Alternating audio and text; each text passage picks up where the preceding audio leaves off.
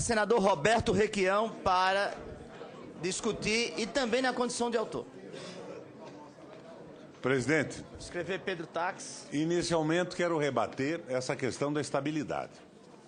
Dando consequência a esta visão do nosso relator, nós só teríamos estabilidade no Brasil se voltássemos ao império com imperadores vitalícios. A vitalicidade e a permanência não é sinônimo de estabilidade, a meu ver, de forma absoluta. O argumento do relator contra a proposta, a meu ver, não merece prosperar, pois tece todo um raciocínio prendendo-se exclusivamente nos malefícios que poderiam advir da quebra da vitalicidade, o que de fato não ocorre. A Constituição prevê o direito de aposentadoria do ministro do Supremo que completar seu tempo de contribuição previdenciária, o que lhe garante o direito de assumir outros postos na administração pública. Este fato, inclusive, ocorreu recentemente por 2 vezes nas pessoas do ministro Francisco Rezec, que foi ministro do STF 2 vezes, tendo deixado a primeira vez em 90 para ocupar o cargo de ministro das Relações Exteriores. E, retornando ao STF, aposentou-se em 97 aos 53 anos, quando foi eleito para as Nações Unidas para um mandato de 9 anos na Corte Internacional de Justiça.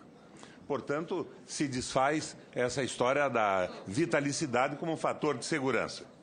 Semelhante fato ocorreu, mais recentemente, com o ministro Nelson Jobim, que em 97 ocupou a vaga do próprio ministro Rezec no Supremo e que, ao completar os 60 anos, em 2006, aposentou-se diante da possibilidade de se candidatar ao cargo de vice-presidente da República na chapa do presidente Lula. A candidatura não se confirmou, vindo ele, no ano seguinte, a ocupar o cargo de ministro da Defesa. A preocupação do relator, frise-se legítima, não quero contestar o seu direito de colocar suas ideias, resume-se no seguinte texto. Vou ler o texto de Sua Excelência, o senador Jucá. A independência dos juízes pode ficar comprometida com a instituição de prazo determinado para o cumprimento de sua função jurisdicional, pois a nova regulação do poder pode levar o magistrado a julgar de acordo com os interesses de um governo que eventualmente possa, como forma de compensação, prometer-lhe futuros cargos ou vantagens. A vitalicidade, ao contrário, libera o magistrado de pressões e evita a eventual permuta de interesses, possibilitando dessa forma julgamentos imparciais, como requer o interesse público. O que se verificou historicamente é que não foi a garantia de vitalicidade que assegurou qualquer acerto para a assunção de cargo no Executivo por parte de ministro do STF ou participação em chapa de candidatura, já que a garantia somente assegura o direito ao magistrado de lá permanecer, não lhe dá o dever de se manter sob a toga. Ele pode sair a qualquer momento ao seu alvitre. A proposta, na verdade, produzirá efeito exatamente contrário à avaliação do relator. Estabelecido um mandato, o ministro saberá que, independentemente de acerto ou não com o Executivo, perderá seu mandato após transcorrido seu tempo de corte. É o que ocorre, como citado na justificativa inicial da proposta, com as Cortes Constitucionais da Federação Russa, da República Federal da Alemanha e da República da África do Sul, cujos membros são nomeados para mandato de 8 anos, sem direito à recondução.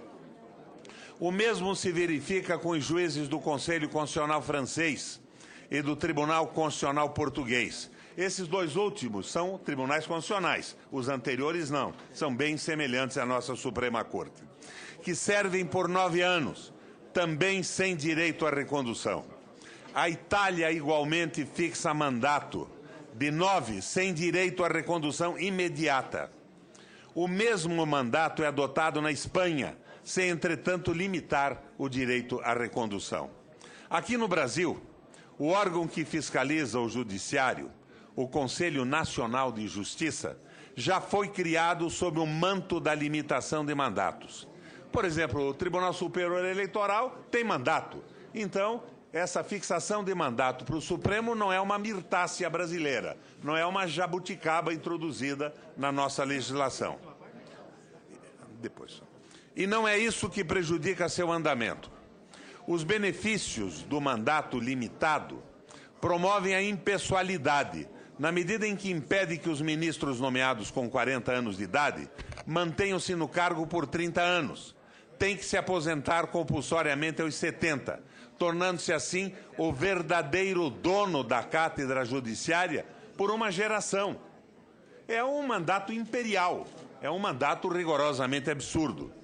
O atual sistema, portanto, fere o princípio da impessoalidade, ao mesmo tempo em que impede a oxigenação do sistema e o afluxo de outros sábios magistrados que igualmente poderiam dar a sua contribuição ao país. De volta ao parecer de Sua Excelência o senador Jucá. Ressalte-se que não há qualquer nexo causal entre o fato de ter mandato limitado e a independência funcional. Essa tese parte de um pressuposto de que os ministros do STF seriam pessoas venais, comparáveis com cargos na administração pública. Creio que a saída de Francisco Rezec e de Nelson Jobim, que, lembremos, não foi impedida pelo atual sistema de vitalicidade, deve-se à decisão do Executivo de confirmar tais ministros para outras funções, em razão das virtudes que os dois detêm e não de querer interferir em suas decisões ou substituí-los para nomear outros que sejam alinhados com interesses do governo. Só pode imaginar que a limitação do mandato impediria eventual negociação quem não observar que o atual sistema permite de forma ainda mais assintosa tal possibilidade. Não deve ser, todavia, o medo de tal fato que deve levar o Congresso Nacional a alterar o dispositivo constitucional na forma proposta. O que está em discussão é o princípio da impessoalidade, que passará a ser, de melhor forma, honrado por meio da proposta de emenda constitucional que submeto aos meus pares.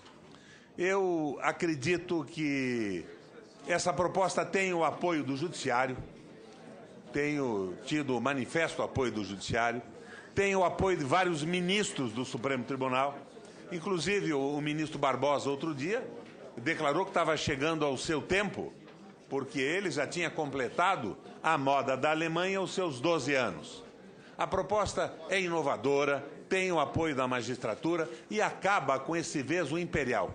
Além disso, na minha proposta, eu acabo com a história da aposentadoria aos 70 anos, porque o mandato será cumprido até o fim.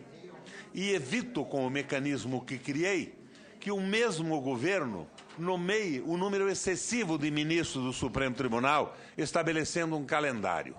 A proposta é oportuna. Eu acho que ela merece uma avaliação positiva da Comissão de Constituição e Justiça e do Congresso Nacional.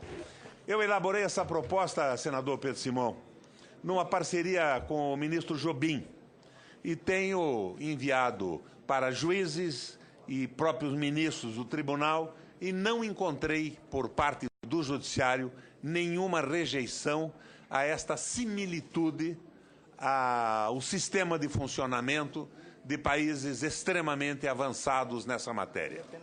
São as razões pelas quais eu contradito o relatório do senador Jucá e peço a aprovação do meu relatório.